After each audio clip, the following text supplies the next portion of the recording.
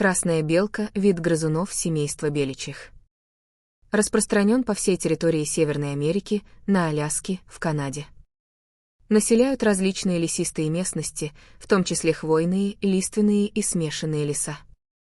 В длину 28-35 см, длина хвоста 15 см.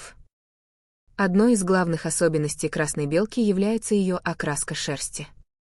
Именно благодаря этому она получила свое название.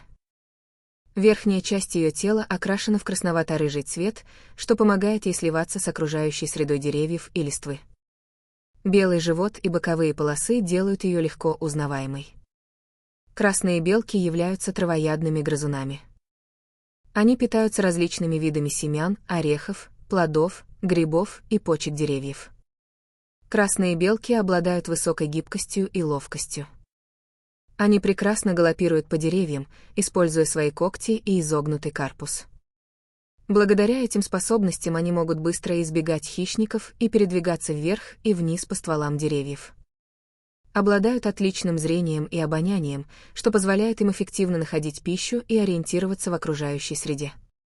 Белки часто мигрируют, если запас пищи на проживаемой территории снижается. Ведут одиночный и дневной образ жизни. Активны круглый год. В дикой природе красные белки живут до 7 лет.